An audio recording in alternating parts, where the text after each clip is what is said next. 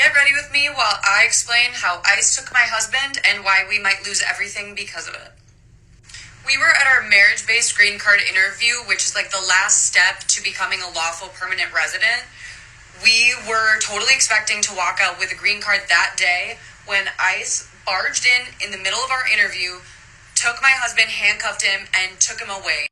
Vera's husband got detained by ICE mid-green card interview, and the internet's first question wasn't, "Are you okay?" but "Who did you vote for, Hannah?" Because the moment she said, "I didn't vote for this," the entire comment section heard the dog whistle. You voted for him, you just didn't expect the policy to hit your own house. Then attorney TikTok superstar Abby stepped in and did what the FBI won't. She scrolled back to 2024 and pulled up a whole archive of Hannah's old reposts. Anti-Democrat memes. Kamala has no economic plan. People are being dramatic. The kind of content you don't share unless you're either deep red or pretending neutrality while sipping from the same cup. Hannah now insists she didn't vote for Trump. Maybe, but abstaining or voting third party doesn't soften the blow. It just means you handed the wheel to the same policies currently dragging your husband out of an immigration office. And that's why the internet isn't buying her shock. People aren't celebrating her pain. They're reacting to the pattern. The disconnect between "these policies won't touch me" and the reality unfolding in real time. It's the political version of lighting a match and acting surprised when the room catches fire. Whether she lied, abstained, or underestimated the consequences, TikTok is united in one thing: cause and effect does not care about intentions. And this time, the consequences showed up wearing ICE jackets.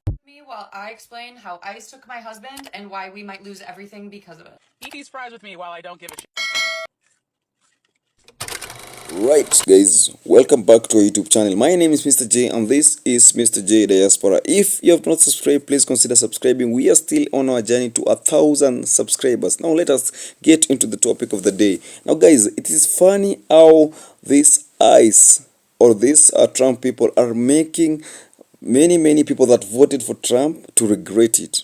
And now, for example, if you get into the internet and start saying that your family member has been arrested or something to do with Trump has just affected your life, the first question that people are asking, who did you vote for? If you start saying, oh no, they will still stick on who did you vote for. The main question is, who did you vote for? If you voted for Trump, then you don't have a reason to complain because that is someone that you wanted. You can't complain and you are the one who decided. You are the one who put him in that particular job, saying that the other one couldn't do job well. You believed in him. Little did you know that it will also affect you. It also affects your life. Now, this ICE thing is affecting everyone. Whether you are black, whether you are white, it will affect you in one way or the other. Now, this particular woman was complaining how her husband was captured and now is being detained by the ICE.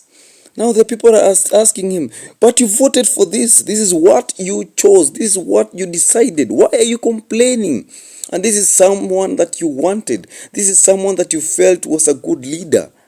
Because you can't go there and start complaining that now the same person that you wanted is now making. Now, what if it was affecting other people and not you? Guys, without talking more, let us listen to other people's reaction, then we'll come back and talk more. Don't forget to subscribe, don't forget to like.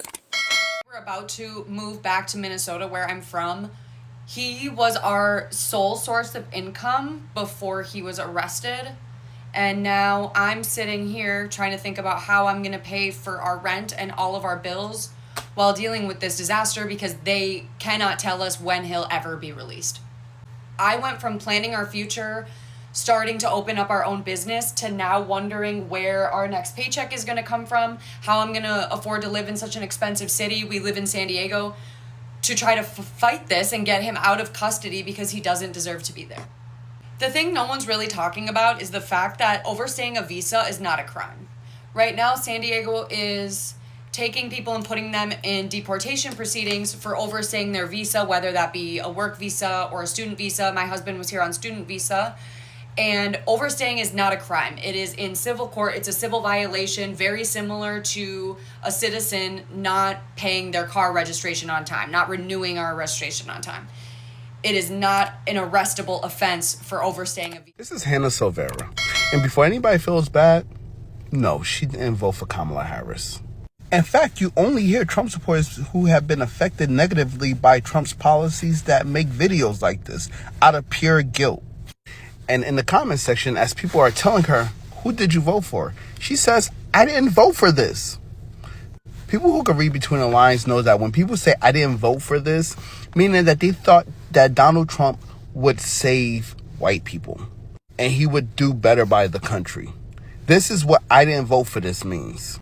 I didn't vote for this means that I didn't vote for us getting attacked. Only y'all. But the simple fact that her husband is an immigrant and she is a white woman, Donald Trump has not benefited her at all, but yet she still voted for them. The red hat side of TikTok, it's a lady on here talking about how her husband got picked up at a green card interview, right? Talk about dramatic irony, right? So anyways, her husband got picked up by them people, and she got on here to tell us about it, right? So people in the comments was like, well, who did you vote for? Okay, all of a sudden it got quiet. It's crickets. It was so quiet, you can hear a mouse piss on cotton, right? Listen, so everybody went through her repost, y'all. When I tell y'all it was so much red hat content in her repost, she might as well just got on the video in the red hat herself, right? Now she on here giving us her sad story, and I'm like, girl, what you want us to do? You was better off calling Tyrone, right? But anyways, now she on here telling us how she didn't vote for this. Well, girl, you didn't vote for Big Sister General either. So if you would have did what you were supposed to do back in November, you would be laid up next to your husband right now, like. But why would they pick him up at a green card interview? It's not funny, but what exactly did you think was going to happen? Like, you thought... I thought it important to come on here and kind of address the discourse that's going on in my comment section about things that I've either reposted or liked in the past. And I understand it's going to be a very controversial opinion, but I do still believe that people have the ability to grow.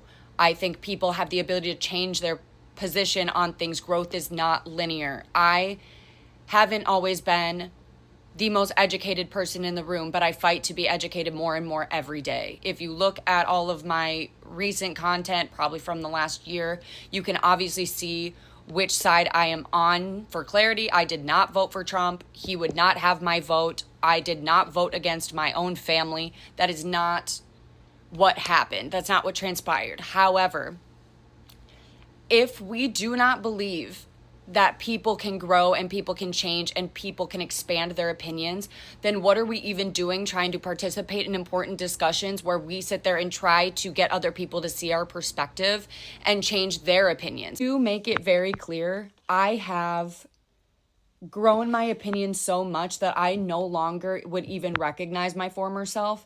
And again, we need to offer this same grace towards other people to expand their opinions. Political debates used to look a lot different. They used to be a lot more informative instead of attacking the other side. And it makes it really hard to combat your algorithm to show you diverse opinion. I think this is a very important issue, and I'm actually glad that people brought it up, because I have always said that we need to leave more room for growth and stop reprimanding. Interview. A bunch of people in the comments asked if she voted for Trump. She said no, she did not vote for Trump. I think she's lying. Let me tell you why. And it's in her repost. It's in what is in the repost and what's not in the repost. I'm going to show you them on screenshots. But first, a bunch of people are saying, no, she didn't say she didn't vote for Trump. She's saying she didn't vote for this. Dig further into the comments. She does specifically say she didn't vote for Trump. Also, after I saw the repost, I asked her, I saw your repost. I'm having a hard time believing that you didn't vote for Trump.